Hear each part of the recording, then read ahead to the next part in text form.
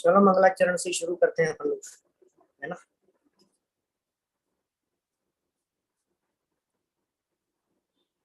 जम जस जम देसे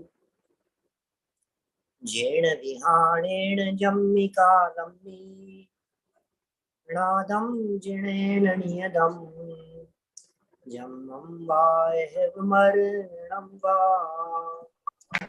तं तस् तम्मि देसे तेन विहाणेन तम्मि कालम्मि पूसकतिवारेदुम् इंदो वाते जिणेन्दु वा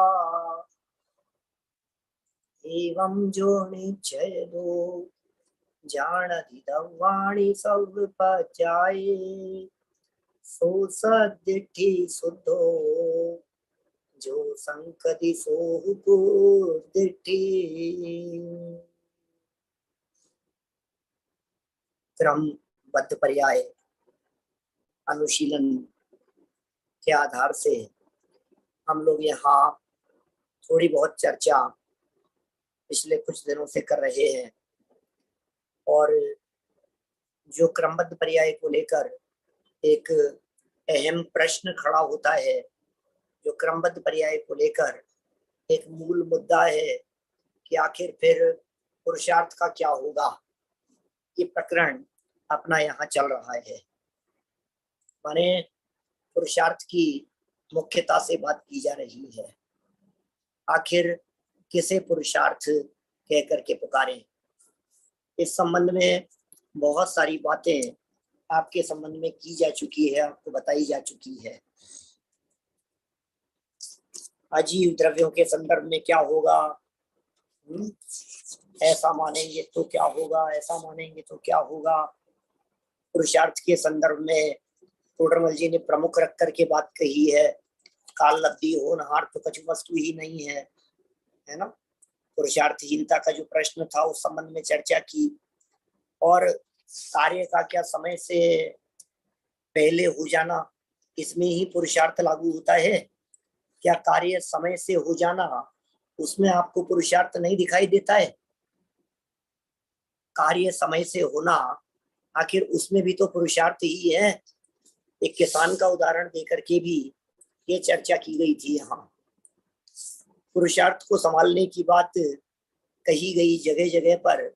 जो जो देखी वीतराग ने ये कह करके भी तू संहारी पौरुष बल अपनो, ये कह करके कह दिया कि भाई जो कुछ भी हो तो अपने पुरुषार्थ और अपने पौरुष बल को संभाल। इतनी सब चर्चाएं कर लेने के उपरांत आज हम थोड़ा सा और आगे बढ़ रहे हैं कि पुरुषार्थ को समझ लो, पुरुषार्थ क्या होता है। पेज नंबर 54 है अपनी पुस्तकों में। देखिए प्रकरण को आगे बढ़ाते हैं। पुरुषार्थ सिद्धि उपाय की भाषा टीका चंद 9 के भावार्थ में पंडित टोडरमल जी ने पुरुष की व्याख्या इस प्रकार की है। पुरुषार्थ है ना, पुरुषार्थ, पुरुषार्थ शब्द दो चीजों से मिलकर के बना है, दो शब्दों से मिलकर के, पुरुष और अर्थ। तो बोले पुरुष माने क्या होता है। पुरुष माने होता है आत्मा, अर्थ माने होता है प्रयोजन। पुरुष माने है जो उत्तम चेतना आदि गुणों का स्वामी होकर के प्रवर्ते, वो है पुरुष। और हम पुरुष को ही नहीं जानते। बड़ी सुंदर व्याख्या की है पुरुषार्थ की। जब हम पुरुषार्थ की सही व्याख्या देखते हैं, यथार्थ व्याख्या देखते हैं, तो फिर हमें पता लगता है कि ओह हम कितनी बड़ी गलतफहमी में थे। हम बाहरी दुनिया की लौकिक उठापटक करने को ही पुरुषार्थ समझ रहे थे। हम ऐसा समझ रहे थे जो जितना भाग दौड़ करता है वो उतना पुरुषार्थी है।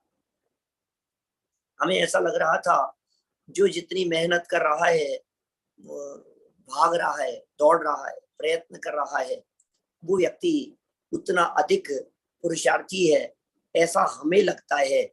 हमें ऐसा समझ में आता था और हम ऐसा समझते थे, जबकि वस्तु स्थिति इससे विपरीत है।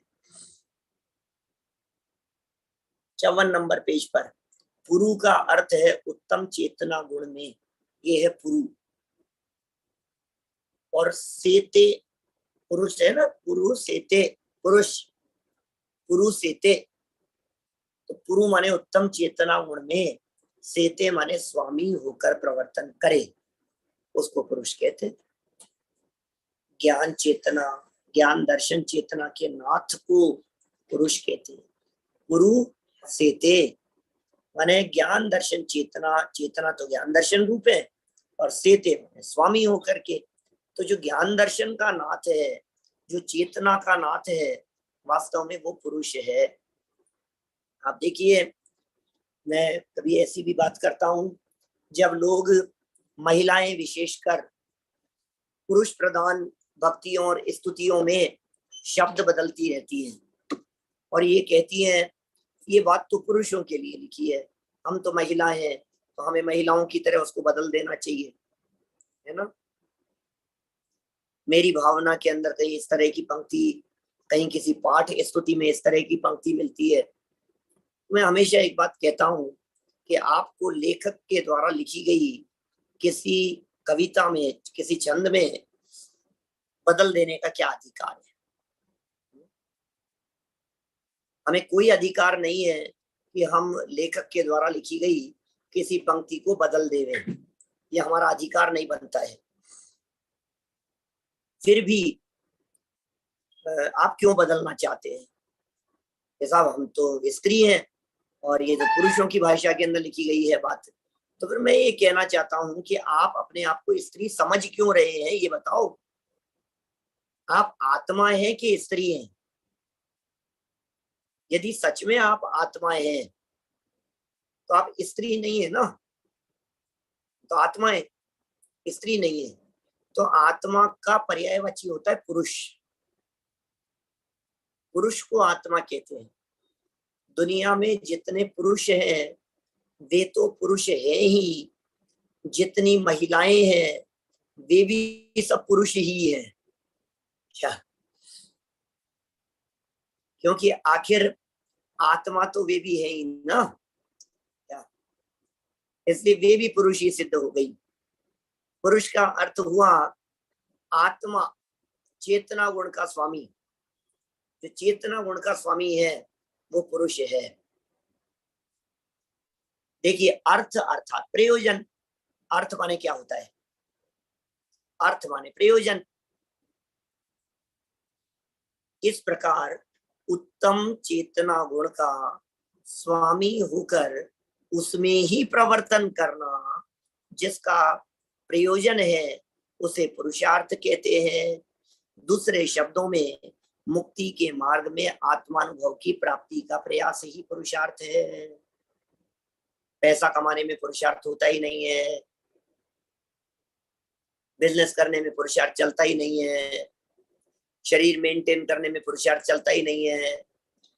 व्यायाम कर रहा है, एक्सरसाइज कर रहा है, भाग रहा है, दौड़ रहा है, इसे पुरुषार्थ कहते ही नहीं है। आप समझ रहे हैं? दुनिया में लोग जब आपसे पुरुषार्थ पुरुषार्थ की बातें करें तो आप उन्हें तुरंत स्पष्ट शब्दों में जवाब दे देंगे, भाई साहब पहले पहले समझ लो पुरुषार्थ क्या होता है। पुरुषार्थ किसे कहेंगे हम? अविरल। पुरुषार्थ किसे कहेंगे? बोले उत्तम चेतना गुण का स्वामी होकर के उसमें प्रवर्तन करना ही जिसका प्रयोजन है मयंक, वही पुरुषार्थ है, उसे ही पुरुषार्थ कहते हैं। चलिए, और ये उत्तम चेतना गुण का स्वामी जिसका प्रयोजन है, इसका मतलब क्या हुआ? मोक्ष मार्ग के लिए किया गया प्रयत्न, वो पुरुषार्थ है। बाकी जितनी भागम भाग भाग दौड़ की गई है वो पुरुषार्थ नहीं है, वो तो अपराध है। तो हम बहुत पुरुषार्थी है, बहुत पुरुषार्थी है। भाई आदित्य, हाँ चले गए। उत्तम चेतना गुण का स्वामी होकर के प्रवर्तन करे, है ना। जो उत्तम चेतना गुण में स्वामी होकर के प्रवर्तन करे उसे पुरुषार्थ कहकर के पुकारते हैं। आदित्य, क्या चल रहा है बेटा?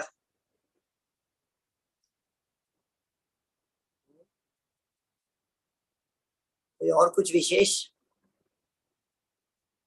इधर ध्यान दो, देखो, क्रमबद्ध पर्याय की श्रद्धा की स्थिति में उक्त पुरुषार्थ विशेषकर जागृत होता है। लो, तुम कह रहे थे पुरुषार्थ का लोप हो जाएगा, हम कह रहे थे पुरुषार्थ नहीं रहेगा, हम कह रहे हैं असली पुरुषार्थी क्रमबद्ध पर्याय की श्रद्धा में है, असली पुरुषार्थी क्रमबद्ध पर्याय को जानने समझने में है, विशेष जागृत होता है। क्योंकि अनादि काल से जगत के परिणमन की को अपनी इच्छानुकूल करने की आकुलता से व्याकुल प्राणी जब यह अनुभव करता है कि जगत के परिणमन में मैं कुछ भी फेरफार नहीं कर सकता, तो उसका उपयोग सहजी जगत से हटकर आत्म सन्मुख होता है। और जब ये श्रद्धा बनती है कि मैं अपनी क्रम नियमित पर्यायों में भी कोई फेरफार नहीं कर सकता, तो पर्याय पर से भी दृष्टि हट जाती है और स्व स्वभाव की ओर ढलती है। यही तो पुरुषार्थ है। हमारा जो पुरुषार्थ है वो दृष्टि पर और पर्यायों की तरफ से हट गई और अपने स्वभाव में लग गई, इसी का नाम पुरुषार्थ है।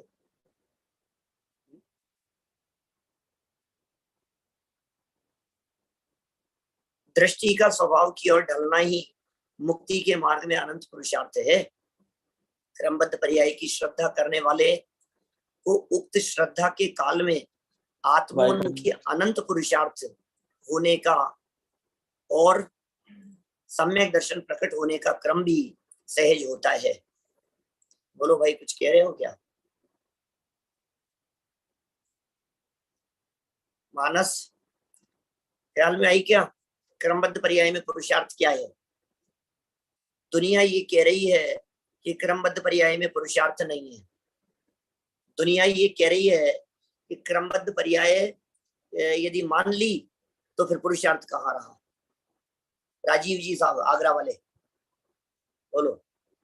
दुनिया को ये लग रहा है क्रमबद्ध क्रमबद्ध हमारे हाथ में कुछ नहीं रहा, तो भाई क्रमबद्ध का निर्णय करते ही तो दृष्टि स्वभाव सन्मुख होने लग गई। क्रमबद्ध का निर्णय करते ही तो कर्तृत्व का वजन उतर गया माथे पर से। जिसके माथे पर से कर्तृत्व का वजन उतर गया, अब उसका तो असली पुरुषार्थ जागृत हो गया, मुक्ति मार्ग वाला पुरुषार्थ। और यही तो प्रयोजन है अपना, मुक्ति मार्ग वाला असली पुरुषार्थ जागृत हो जावे, यही तो प्रयोजन भूत कार्य है। और देखिए जरा क्या लिखते हैं यहाँ पर, अगले पैराग्राफ में चलते हैं। कर्तृत्व के अहंकार से ग्रस्त इस जगत को पर में या पर्याय में कुछ फेरफार करने में ही पुरुषार्थ दिखाई देता है। क्या करें, दुनिया है, इसको लग रहा है पर में करने धरने के अंदर ही कुछ ना कुछ पुरुषार्थ दिखाई देता है। किंतु पर और पर्याय संबंधी विकल्पों से विराम लेकर स्वयं स्थिर हो जाने में पुरुषार्थ नहीं दिखता। सर्वज्ञ भगवान पर में वे अपनी पर्याय में भी कुछ भी फेरफार नहीं करते, तो क्या वे पुरुषार्थहीन हो गए? क्या उनके मोक्ष पुरुषार्थ नहीं है? देखना, वो जो मैंने आप लोगों को पॉइंट निकालने के लिए कहा था, अशेष क्रमबद्ध संबंधी पुरुषार्थ और क्रमबद्ध, इसके संबंध में जो कुछ महत्वपूर्ण बिंदु निकालने के लिए कहा था, उनमें एक बिंदु ये भी बहुत महत्वपूर्ण है।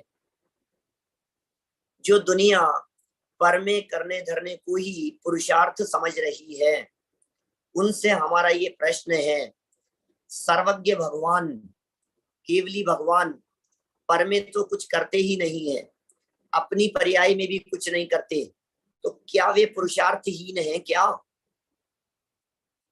दुनिया का भला बुरा नहीं करते, तो क्या वे पुरुषार्थहीन हैं? क्या उनके मोक्ष पुरुषार्थ नहीं है? और यदि आप यह कहते हो कि उनके मोक्ष पुरुषार्थ है, तो फिर हम आपसे पूछ रहे हैं वो दुनिया में क्या करते हैं? जब दुनिया में कुछ भी नहीं करते हुए भी वे मोक्ष पुरुषार्थी हो सकते हैं, तो फिर यही तो हम कह रहे हैं, कुछ नहीं करने धरने में ही पुरुषार्थ होता है। असली पुरुषार्थ तो वही है। देखिए, और इसी बात को और आगे समझाया है, उनके वीर्य गुण का पूर्ण विकास हो चुका है। वीर्य माने शक्ति, पावर, पूर्ण विकास हो चुका है। फिर भी क्या वे अनंत वीर्य के धनी अर्थात पूर्ण पुरुषार्थी नहीं है? क्या वे पूर्ण पुरुषार्थी नहीं है अनंत वीर्य के धनी होने पर भी? पर में वे पर्याय में कुछ भी फेरफार किए बिना ही जब वे अनंत पुरुषार्थी हो सकते हैं, तो फिर हम क्यों नहीं? इसका मतलब हम गलत समझ रहे थे, दुनिया गलत समझ रही है इसके बारे में। ये कुछ प्रश्न हैं उनके सामने जिन्हें क्रमबद्ध पर्याय मानने में पुरुषार्थ उड़ता नजर आता है। उक्त संदर्भ में स्वामी जी के विचार भी द्रष्टव्य हैं। आप निकालिए, छोटे छोटे से बिंदु निकालिए, आपको ये बातें ख्याल में आएगी, है ना। और देखिए स्वामी जी क्या कह रहे हैं, जबकि कभी सभी क्रमबद्ध हैं और उसमें जीव कोई भी परिवर्तन नहीं कर सकता, तो फिर जीव में पुरुषार्थ कहाँ रहा। लो, प्रश्न उठ रहा है ना इस तरह का। सामने से किसी बच्चे ने कह दिया, किसी व्यक्ति ने कह दिया हमारे को, भाई साहब ये तो समझ में नहीं आ रही बात, सब कुछ क्रमबद्ध है, कोई परिवर्तन कर नहीं सकते हैं, कोई फेरफार कर नहीं सकते हैं, अब हम क्या करें। अब हमें अपने पुरुषार्थ को दिखाने के लिए कुछ तो कहो। कोई व्यक्ति बहुत अच्छा व्यवस्थापक हो, आगे व्यवस्थापक की भी खबर लेने वाले हैं दादा आगे चल करके। कोई व्यक्ति बहुत अच्छा व्यवस्थापक है, व्यवस्थाएं करता है, अब मैनेजर है, अब उन्हें कोई ये कह दे कि सब व्यवस्थित है, तो क्या कहेगा यार मैं क्या करूं, मैं अपनी योग्यता को दिखाऊंगा कैसे, ये तो बताओ मुझे। अपनी योग्यता, अपना पुरुषार्थ, अपनी मेहनत, ये सब कुछ दिखाने के लिए मुझे अव्यवस्थित काम दो, तो फिर मैं व्यवस्थित करके दिखा दूंगा। अब उसे कहें कि सब व्यवस्थित है, पूर्ण व्यवस्थित है, स्वयं संचालित है, तो उसे ये बात गली नहीं उतरती कि स्वयं संचालित कैसे हो सकती है। देखिए सब कुछ क्रमबद्ध है, इस निर्णय में ही जीव का अनंत पुरुषार्थ समाविष्ट है, किंतु उसमें कोई परिवर्तन करना आत्मा के पुरुषार्थ का कार्य नहीं है। भगवान जगत का सब कुछ मात्र जानते ही है, किंतु वे भी कोई परिवर्तन नहीं कर सकते, तब क्या इससे भगवान का पुरुषार्थ परिमित हो गया है। अरे जानना भी तो पुरुषार्थ है, इस भगवान आत्मा का असली पुरुषार्थ तो जानना ही है भाई साहब। नहीं नहीं, भगवान का अनंत अपरिमित पुरुषार्थ अपने ज्ञान में समाविष्ट है। भगवान का पुरुषार्थ निज में है, पर में नहीं। पुरुषार्थ जीव द्रव्य की पर्याय है। ओ क्या कह रहे हैं गुरुदेव, पुरुषार्थ जीव द्रव्य की पर्याय है। ओ इसलिए उसका कार्य जीव की पर्याय में होता है, किंतु जीव के पुरुषार्थ का कार्य पर में नहीं होता। अभी यहाँ गुरुदेव इस पुरुषार्थ को जीव द्रव्य की पर्याय कह रहे हैं, लेकिन इसे हम समस्त द्रव्यों की पर्याय भी कह सकते हैं। यहाँ गुरुदेव ने इसे जीव द्रव्य की पर्याय लिखा है, लेकिन समझना थोड़ा सा गहराई से कि ये पुरुषार्थ अकेले जीव द्रव्य की पर्याय नहीं है, ये सब द्रव्यों में पुरुषार्थ नाम का गुण है, जिसे वीर्य गुण कह सकते हैं, वीर्य शक्ति कह सकते हैं, सब द्रव्यों में है, और सब द्रव्यों में अपना अपना पुरुषार्थ होता है। अक्षर समझ में आ रही है क्या बात? बताओ कौन से द्रव्य में है वीर्य नाम का गुण?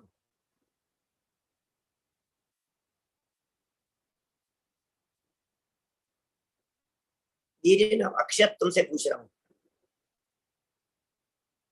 अक्षत पेड़ा अनम्यूट करोगे, फैसिलिटी सबको दो अनम्यूट करने की।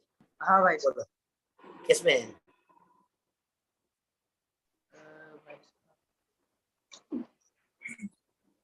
वीर्य नाम का गुण किसमें है, कौन से द्रव्य में है?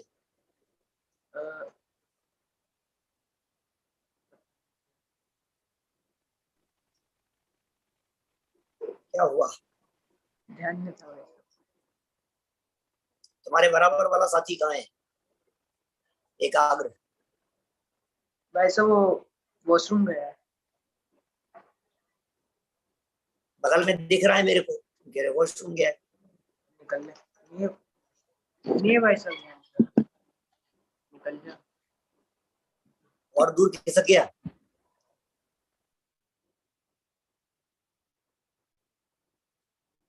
बातें कर रहे थे तुम, इसलिए जवाब नहीं दे पा रहे हो। अभी तो समझाया मैंने, ऐसा कैसे चलेगा बताओ। राहुल बताओ, अनम्यूट करो।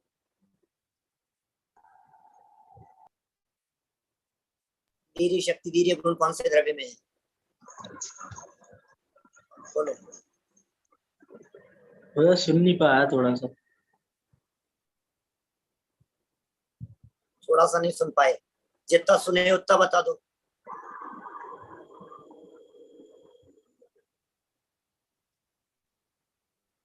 ऐसा कैसे चलेगा भाई, ऐसा कैसे चलेगा? ध्यान से सुनना, ऐसे ऐसे नहीं चलेगी बात। चलो मानस बताना बेटा, अब सुनो ध्यान से।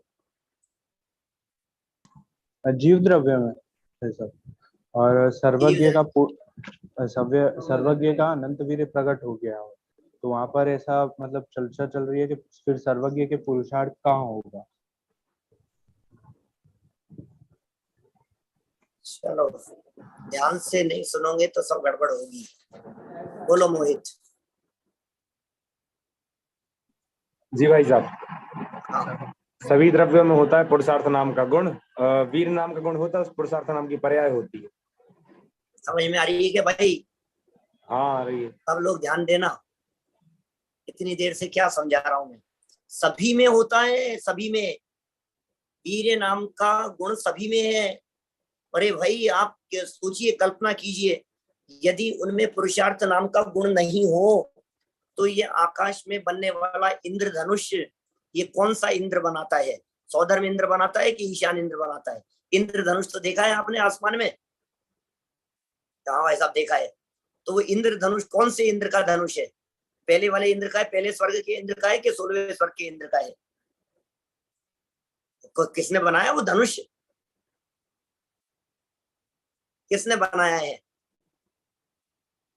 कैसे कर रहे हो भाई साहब, समझ में नहीं आ रही हमारे को। कौन सा इंद्र बना रहा है ये? कोई इंद्र नहीं बना रहा है जिसे इंद्रधनुष कहा जाता है। वो इंद्रधनुष कहने के लिए है आसमान में अपने आप उद्गल के परमाणु वो रंगों रूप परिणमित होकर के ये धनुष जैसा आकार उन्होंने धारण कर लिया। 7 तरह के कलर उसमें दिखाई देने लगे। और वो किसमें किसका पुरुषार्थ चल रहा था उसमें?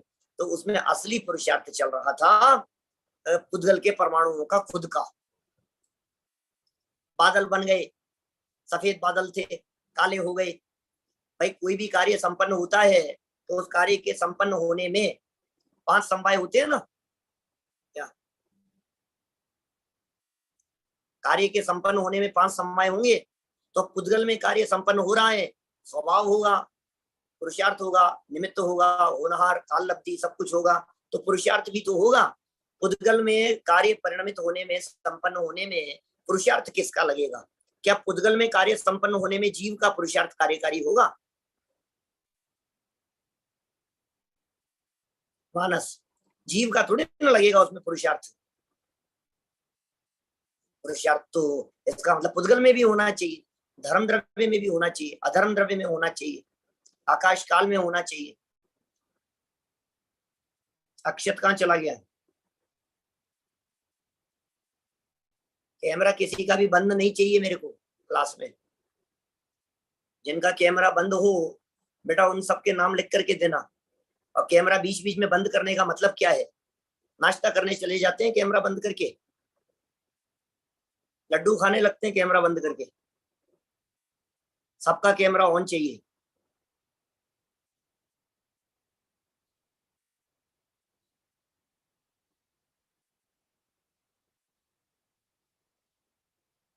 अक्षत कहाँ है?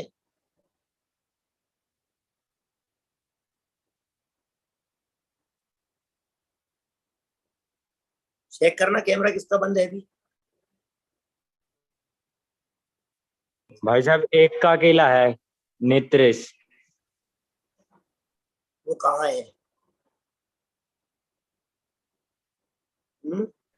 पता नहीं कौन है? उसका इसको वो। रिमूव करो क्लास से, रिमूव करो जिसको कैमरा बंद है उसका। जी भाई साहब।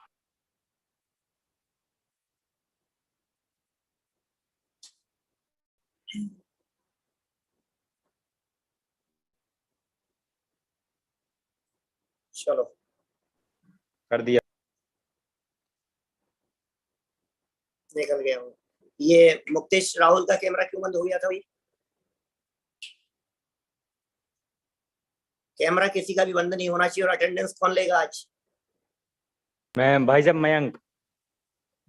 मयंक अटेंडेंस लेना बेटा, अब लेना अभी जो है, और जी नाम भेजना मेरे को लास्ट में, अभी खत्म होने के बाद में, क्लास खत्म होने के बाद में नाम भेजना, जो एब्सेंट है उनके नाम भेजना मेरे पास में, उससे जी बात जी करेंगे अपन। चलो देखो क्या लिख रहे हैं यहाँ, कहाँ तक पहुंच गए अपन। पुरुषार्थ का कार्य पर में नहीं होता, ये महत्वपूर्ण बात है। प्रत्येक द्रव्य में पुरुषार्थ नाम का अपना गुण है, और पुरुषार्थ नाम का गुण होगा तो फिर जो पुरुषार्थ नाम का गुण है वो चूंकि सब द्रव्यों में है, इसलिए सब द्रव्य अपना अपना कार्य करने में पूरी तरह से समर्थ हैं। जो ये मानता है कि सम्यक दर्शन और केवल ज्ञान दशा आत्मा के पुरुषार्थ के बिना होती है, वह मिथ्या दृष्टि है, सब क्रमबद्ध है। ऐसा मानने वाला कोई व्यक्ति ये समझ लेवे कि ये बिना बिना मेहनत के हो गई, बिना पुरुषार्थ के हो गई, तो बहुत बड़े धोखे में है, वह मिथ्या दृष्टि है। ज्ञानी प्रतिक्षण स्वभाव की पूर्णता के पुरुषार्थ की भावना करता है। अहो, जिनका पूर्ण ज्ञायक स्वभाव प्रकट हो गया है वे केवल ज्ञानी है। जिनका पूर्ण स्वभाव प्रकट हो गया है वे केवल ज्ञानी है। उनके ज्ञान में सब कुछ एक ही साथ ज्ञात होता है। ऐसा प्रतीति करने पर स्वयं भी निज दृष्टि से देखने वाला ही ज्ञान के अतिरिक्त पर का कर्तृत्व अथवा रागादि सब कुछ अभिप्राय में से दूर हो गया। ऐसी द्रव्य दृष्टि के बल से ज्ञान की पूर्णता की भावना से वस्तु स्वरूप का चिंतन करता है। ये ज्ञानी जीव इस तरह का चिंतन करता है वस्तु स्वरूप का। ये भावना ज्ञानी की है, अज्ञानी मिथ्या दृष्टि की नहीं, क्योंकि मिथ्या दृष्टि जीव का पर का कर्तृत्व मानता है, और कर्तृत्व की मान्यता वाला जीव ज्ञातृत्व की यथार्थ भावना नहीं कर सकता, क्योंकि कर्तृत्व और ज्ञातृत्व का परस्पर विरोध है। कर्तृत्व और ज्ञातृत्व का परस्पर में विरोध है। आपने सुना होगा समय सार में इस तरह की कभी पंक्तियां सुनी होगी आपने, जो कर्ता होता है वो ज्ञाता नहीं होता, जो ज्ञाता होता है वो कर्ता नहीं होता। ये पंक्तियां सुनी है आपने कभी? जो कर्ता होगा वो ज्ञाता नहीं होगा, जो ज्ञाता होगा वो कर्ता नहीं होगा। ऐसा ही वस्तु स्वरूप है। सर्वज्ञ भगवान ने अपने केवल ज्ञान में जैसा देखा है वही होता है। यदि हम उसमें कोई परिवर्तन नहीं कर सकते तो फिर पुरुषार्थ नहीं रहता। इस प्रकार जो मानते हैं वे अज्ञानी हैं। ऐसा मानने वाले कोई व्यक्ति यदि इस प्रकार की बात मान रहा है तो फिर अज्ञानी हो गए। क्या एकाग्र की भी एब्सेंट लगाना भाई आज, ठीक है ना? एब्सेंट वालों के नाम में एकाग्र का भी नाम देना, अक्षत पिड़ावा का भी नाम देना, और जो थे सबके नाम भेजना मेरे पास में। हे भाई जी तू किसके ज्ञान से बात करता है, अपने ज्ञान से या दूसरे के ज्ञान से? यदि तू अपने ज्ञान से ही बात करता है तो फिर जिस ज्ञान ने सर्वज्ञ का और सभी द्रव्यों की अवस्था का निर्णय कर लिया, उस ज्ञान में स्वद्रव्य का निर्णय न हो, यह हो ही कैसे सकता है? किसके ज्ञान से बात कर रहे हैं आप? आप अपने ज्ञान से बात कर रहे हैं, किसी और के ज्ञान से बात कर रहे हैं? यदि आप अपने ज्ञान से बात कर रहे हैं तो फिर स्वद्रव्य का निर्णय नहीं हो, ऐसा कैसे होगा? अपने ज्ञान का निर्णय नहीं हो, ऐसा कैसे होगा? स्वद्रव्य का निर्णय करने वाले ज्ञान में अनंत पुरुषार्थ है।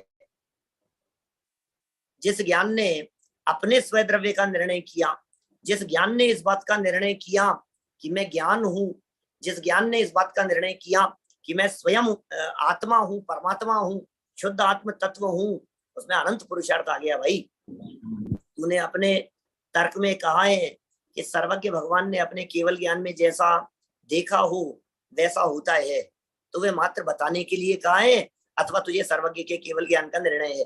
लोग पुरुषार्थ की बात कर रहे हैं, समझना बहुत महत्वपूर्ण बात कह रहे हैं। आपने ये बात कही कि अब सर्वज्ञ ने देखा है वैसा ही होगा, ठीक है, तो फिर पुरुषार्थ का क्या होगा? तो तुम्हें भरोसा है कि सर्वज्ञ ने जैसा देखा है वैसा ही होगा? नहीं, मुझे भरोसा तो नहीं है, तो फिर क्यों पुरुषार्थ की बात करता है? इन्हें सब मुझे पूरा भरोसा है, सर्वज्ञ भगवान ने जैसा देखा है वैसा ही होगा। तो बोले इसी को पुरुषार्थ कहते हैं, या पुरुषार्थ की क्या जरूरत है? समझ में आई बात है? माने आप ये बात कह रहे हो कि साहब सर्वज्ञ भगवान ने देखा होगा, सब कुछ वैसा ही होगा, तो फिर मेरे पुरुषार्थ का क्या होगा? तो तुम्हें उस बात के ऊपर भरोसा है क्या? कि नहीं भरोसा नहीं है, तो फिर क्यों पुरुषार्थहीनता की बात रो रहे हो कि पुरुषार्थ का क्या होगा? हुआ क्या? तुम्हें भरोसा ही नहीं है उसके ऊपर। और यदि तुम्हें भरोसा हो गया है तो इसे ही पुरुषार्थ कहते हैं, इसके अलावा और कुछ पुरुषार्थ होता नहीं है। ठीक है ना? देखिए,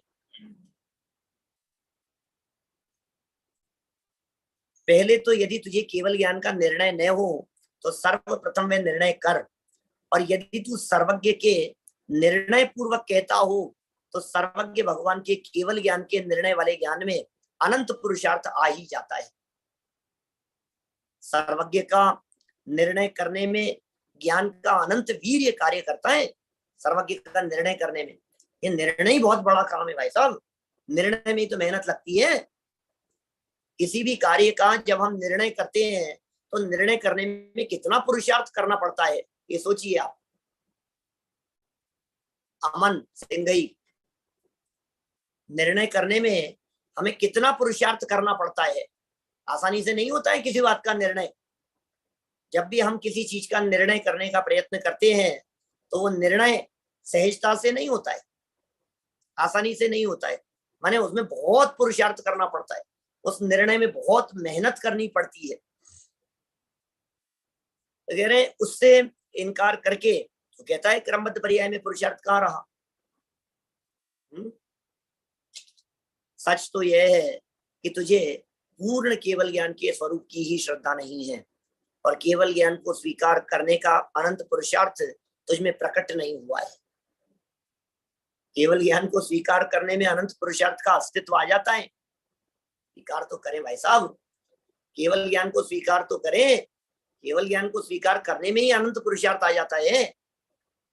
तथापि यदि उसे स्वीकार नहीं करता तो कहना होगा कि तू मात्र बातें ही करता है, किंतु तुझे सर्वज्ञ का निर्णय नहीं हुआ है। तो यदि सर्वज्ञ का निर्णय हो तो पुरुषार्थ की और भव की शंका न रहे, यथार्थ निर्णय हो जावे। और पुरुषार्थ न आए यह हो ही नहीं सकता। यथार्थ निर्णय हो जावे और पुरुषार्थ नहीं आए, ऐसा कैसे हो सकता है? इतनी महत्वपूर्ण बातें यहाँ कह रहे हैं। देखो और थोड़ा सा पढ़ते हैं अपन, कितनी सुंदर बात, कितने सुंदर ढंग से यहाँ क्रमबद्ध पर्याय में पुरुषार्थ संबंधी कह रहे हैं। गहराई से विचार करें तो क्रमबद्ध पर्याय के निर्णय में ही अनंत पुरुषार्थ आ जाता है। करो तो सही, निर्णय तो करो क्रमबद्ध पर्याय का, क्रमबद्ध का निर्णय तो करो। क्या क्रमबद्ध है, क्या क्रमबद्ध नहीं है, क्या क्या चीज क्रमबद्ध है, इसका निर्णय तो करके देखो। यदि आपने इस बात का निर्णय कर लिया तो इसी में तो पुरुषार्थ हो गया। आपने इस चीज का निर्णय कर लिया, मतलब यही पुरुषार्थ है, असली पुरुषार्थ है। बहुत बहुत हमें समझो, आपको यहाँ से फाइनल करने के बाद में दिमाग ऐसा चल रहा है, बीएड करूं भाई साहब या एमए करूं भाई साहब, आचार्य कर लूं क्या, संस्कृत से करूं कि इससे करूं, इसमें डिप्लोमा करूं, कहाँ जाऊं, बिजनेस शुरू करूं, क्या करूं मैं? तो क्या हुआ? निर्णय नहीं हो पा रहा है। और फिर आपने किसी बात का आपने निर्णय करने की कोशिश की, फिर शाम तक फिर विचार बदल जाता है। तो कहा भाई पुरुषार्थ करो, एक बार गाढ़े होना पड़ेगा आपको। एक बार गाढ़े होकर के आप ये बिल्कुल नक्की कर लो कि नहीं, मुझे तो यही करना है, इसके अलावा कुछ नहीं करना। ये पक्का निर्णय हो गया हमारे को। इस पक्के निर्णय को ही तो पुरुषार्थ कहते हैं। निर्णय का नाम ही तो पुरुषार्थ हुआ। क्रमबद्ध पर्याय का निर्णय स्वयं अनंत पुरुषार्थ का कार्य है। क्रमबद्ध पर्याय का निर्णय, क्योंकि क्रमबद्ध पर्याय के निर्णय में सर्वज्ञता का निर्णय समाहित है। जिस प्रकार सर्वज्ञता की प्रतीति आस्था के बिना क्रमबद्ध पर्याय का निर्णय संभव नहीं है, उसी प्रकार क्रमबद्ध पर्याय के सम्यक निर्णय बिना सर्वज्ञता की भी सच्ची प्रतीति संभव नहीं है। लो, दो बातें हो गई, एक दूसरे से जुड़ी हुई है। सर्वज्ञता की आस्था के बिना क्रमबद्ध पर्याय का निर्णय नहीं होगा, और क्रमबद्ध पर्याय के निर्णय के बिना सर्वज्ञता की आस्था नहीं होगी। और ये कितनी महत्वपूर्ण चीज है सर्वज्ञता की आस्था के संदर्भ में। कल करेंगे अपन इस मुद्दे पर थोड़ी विस्तार से चर्चा कि आखिर ये कितनी महत्वपूर्ण चीज है। आपको सम्यक दर्शन की प्राप्ति करनी है या नहीं, ये करनी है। आपको जीवन में मोक्ष मार्ग प्रकट करना है या नहीं, ये करना है साहब। हमारे को जीवन में मोक्ष मार्ग प्रकट करना है, तो मोक्ष मार्ग प्रकट करने के लिए मुक्त कौन है ये तो पता होना चाहिए। देव शास्त्र गुरु का निर्णय तो होना चाहिए। आपको यदि क्रमबद्ध पर्याय की श्रद्धा नहीं है, आप क्रमबद्ध पर्याय को नहीं जानते हो, इसका मतलब आप भगवान को नहीं जानते हो। आपको क्रमबद्ध पर्याय नहीं समझ में आई, इसका मतलब आपको सर्वज्ञता समझ में नहीं आई। सर्वज्ञता समझ में नहीं आई, इसका मतलब आपको भगवान नहीं समझ में आए। भगवान कौन होते हैं? भगवान सर्वज्ञ होते हैं, भगवान वीतरागी होते हैं। ये बात आपको समझ में आई कि नहीं? भगवान के स्वरूप का निर्णय किया या नहीं आपने? बालबोध पाठमालाओं से पढ़ते चले आ रहे हैं, बालबोध पाठमालाओं में पढ़ लिया, वीतराग विज्ञान पाठमालाओं में पढ़ लिया, बचपन से पाठशालाओं में पढ़ लिया हमने। भगवान कौन होते हैं? बोले वीतरागी सर्वज्ञ। भगवान कौन होते हैं? बोले वीतरागी सर्वज्ञ।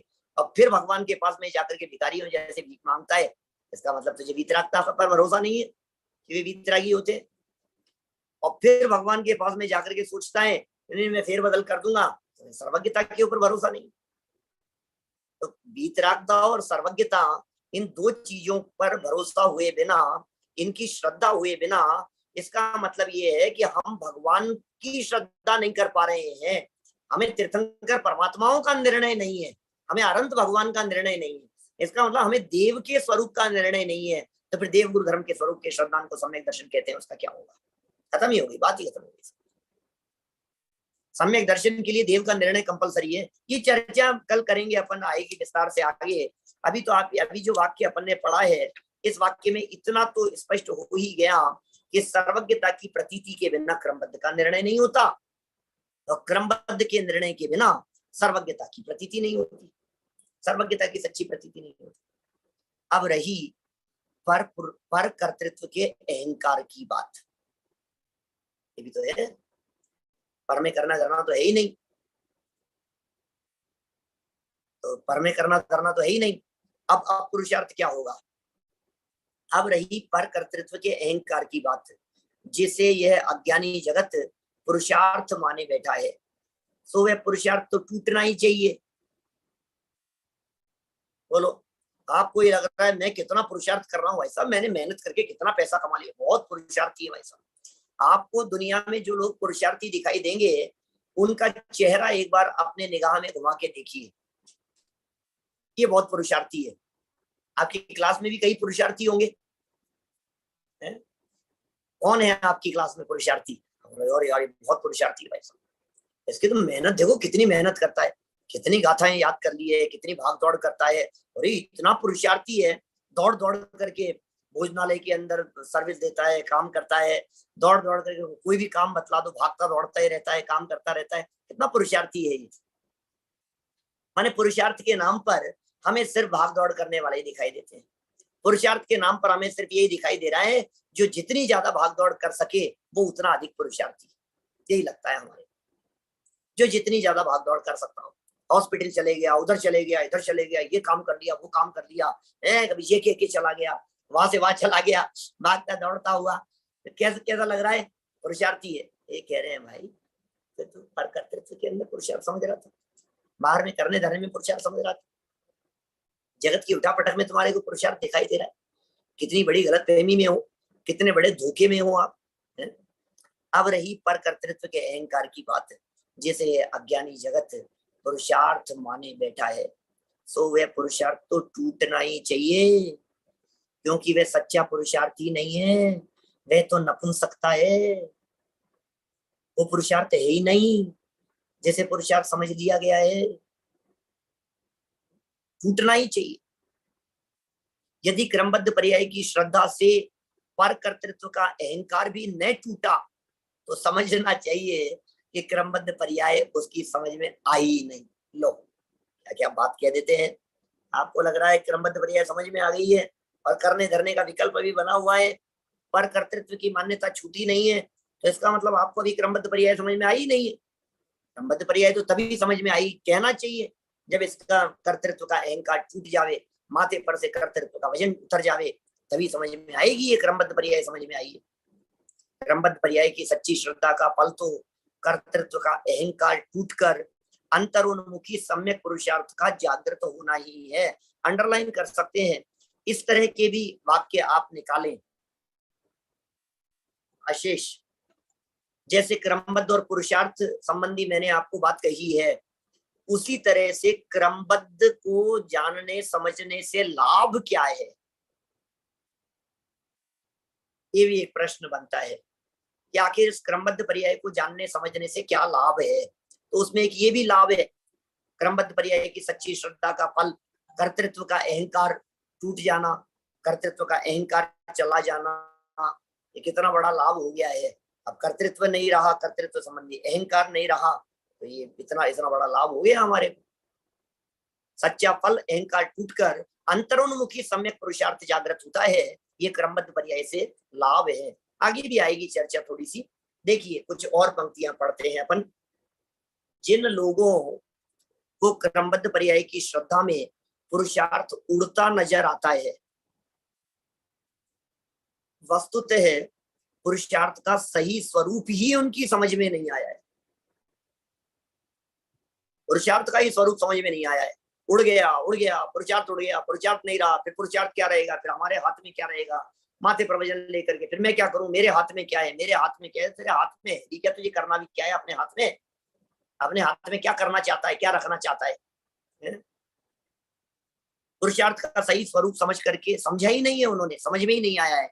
वे पर कर्तृत्व और पर्याय के हेर फेर को ही पुरुषार्थ मान बैठे हैं। पर कर्तृत्व को पुरुषार्थ मान बैठे हैं, पर्यायों में हेर फेर करने के को ही पुरुषार्थ मान बैठे हैं। उन्हें सर्वप्रथम पुरुषार्थ के सम्यक स्वरूप का गंभीरता से विचार करना चाहिए।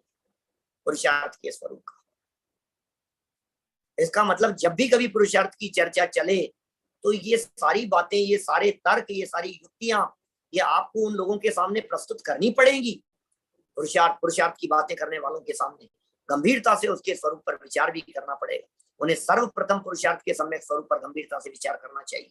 चलिए अंतिम 4 लाइनें आज की। हमारा विश्वास है कि उनकी दृष्टि में पुरुषार्थ का सही स्वरूप स्पष्ट होते ही उनकी शंका आशंका स्वतः समाप्त हो जाएगी। इसके बिना उक्त शंका का निवारण संभव नहीं है।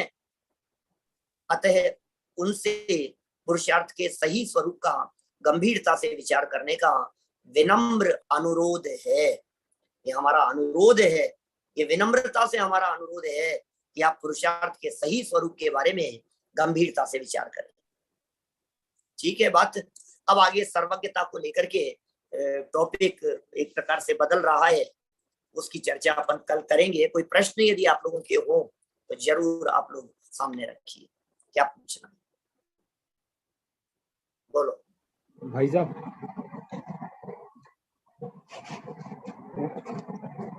हाँ भाई साहब, जैसे क्रमबद्ध पर्याय में जो बंदा अक्षत नहीं आया ना क्लास में, अक्षत नहीं है ना क्लास में। नहीं भाई।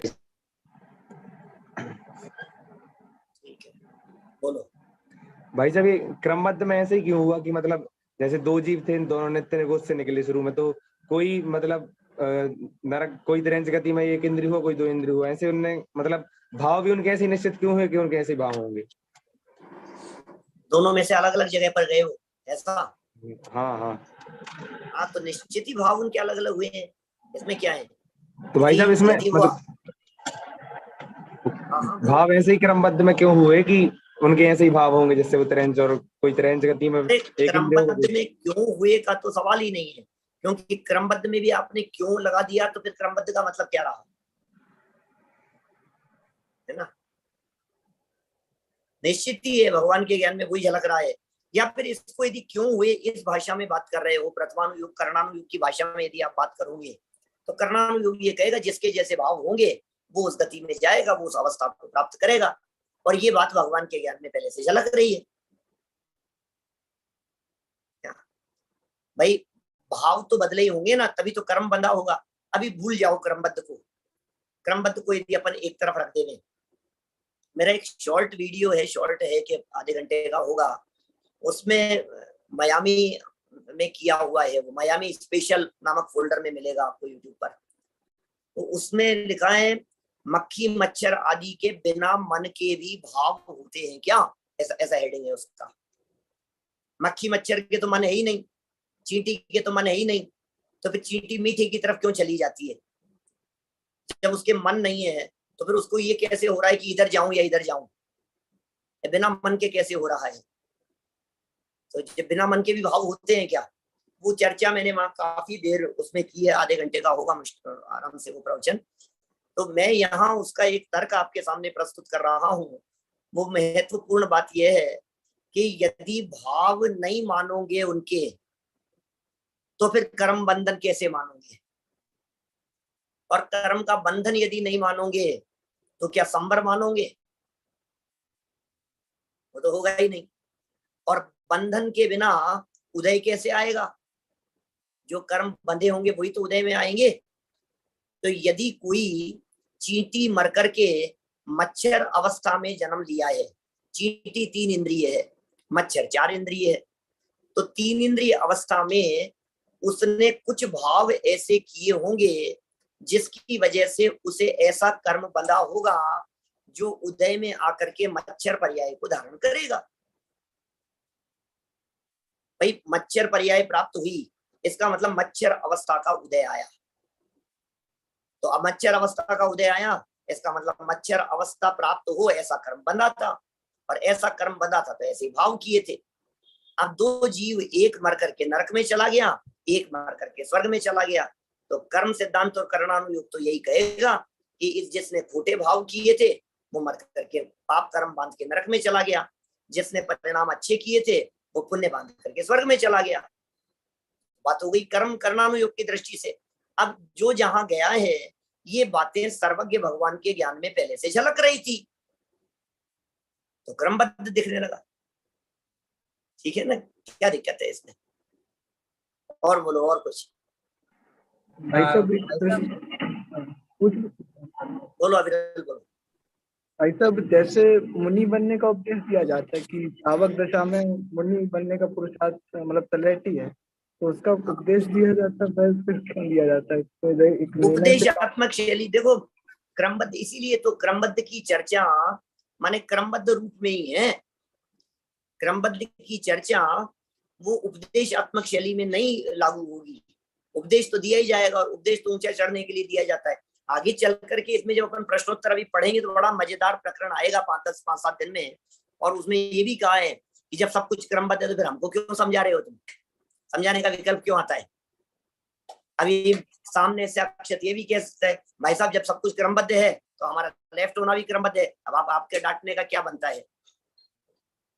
मैंने एक दिन कही थी ना इस तरह की बात कि भैया तुम्हारा क्लास बंक करना यदि क्रमबद्ध है तो हमारा डांटना भी क्रमबद्ध है। भाई क्रमबद्ध तो सभी कुछ है ना, एक ही चीज क्रमबद्ध थोड़ी ना होगी, तो ऐसे लग जाएगी वो बात। वो उपदेशात्मक शैली है, चरणानुयोग खत्म हो जाएगा, नहीं तो चरणानुयोग की कथन करने की शैली अलग है, और श्रद्धा करने के लिए क्रमबद्ध की बात कर रहे हैं। और बोलो भाई साहब, आपने जब पुरुषार्थ का जो अर्थ बताया उसमें पुरु और अर्थ का तो समझ में आ गया, लेकिन ये जो सेते लिख रहा है इसका अर्थ स्वामी होकर प्रवर्तन करना है, वो कैसे निकला पुरुष में, पुरुषार्थ में? सेते का अर्थ है सेवन, सेवन करना। तो उसमें भी पुरुषार्थ से कैसे निकला वो शब्द? नहीं, पुरुष शब्द निकला, पुरुष, पुरु सेते, ये पुरुष शब्द का संधि विच्छेद है। अच्छा, मतलब पुरुषार्थ है ना, तो पुरुषार्थ में 2 शब्द है, पुरुष प्लस अर्थ। तो अर्थ माने तो प्रयोजन हो गया। अब एक शब्द बच गया पुरुष, तो पुरुष के भी संधि विच्छेद करो, और व्याकरण से देखो पुरुष शब्द कैसे बनाए, तो आपको लगेगा पुरु प्लस सेते, पुरुष। पुरुष जो माने पुरुष सेते, वो पुरुष है। तो पुरु माने ज्ञान दर्शन चेतना, और सेते माने स्वामी होकर के प्रवर्तन करे। तो ज्ञान दर्शन चेतना का स्वामी होकर के प्रवर्तन, स्वामी बने, ये हो गया पुरुष। और ये जिसका है प्रयोजन, वो हो गया अर्थ। तो पुरुष अर्थ, पुरुषार्थ। जी।